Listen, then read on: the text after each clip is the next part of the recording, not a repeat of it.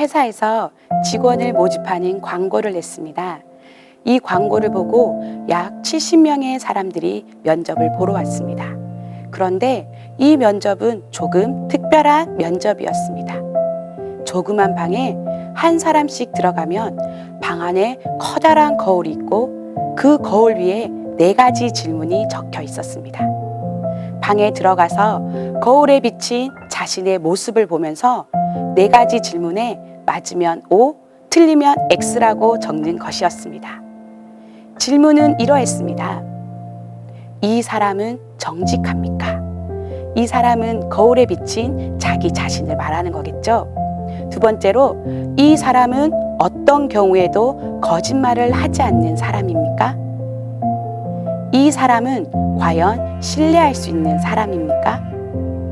당신이라면 이 사람을 채용하겠습니까? 였습니다.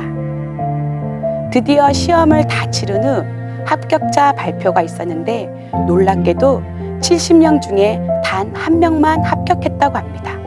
어떤 사람이 뽑혔을까요?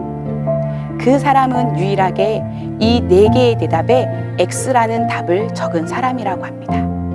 그 회사는 자기 자신을 잘 알고 있는 사람을 뽑았던 것입니다. 나 자신을 발견한다는 것은 참으로 중요한 일입니다. 자기 자신을 발견하면 교만하지 않습니다. 자기 자신을 발견하면 남을 비판하지도 못합니다. 그래서 내가 누구인지, 내가 무엇을 하며 살아야 하는지 아는 것은 참으로 중요한 것입니다.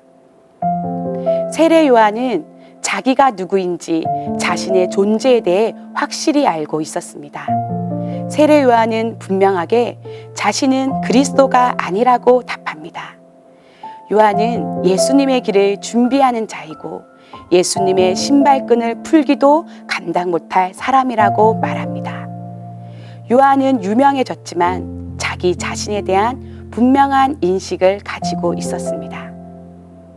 우리가 살면서 왜 많은 다툼이 일어날까요?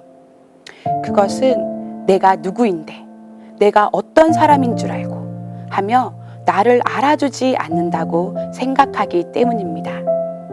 교회 안에서의 다툼도 자신이 주인인지 종인지 인식하지 못하기 때문에 일어납니다. 우리 모두 하나님의 종임을 잊어버렸기 때문입니다. 세례 요한은 자신이 하나님의 종이며 예수님의 길을 예비하는 자임을 알았습니다. 여러분은 여러분 자신에 대해 어떻게 말하시겠습니까? 우리는 하나님의 종이며 다시 오실 예수님의 길을 예비하는 사람들입니다.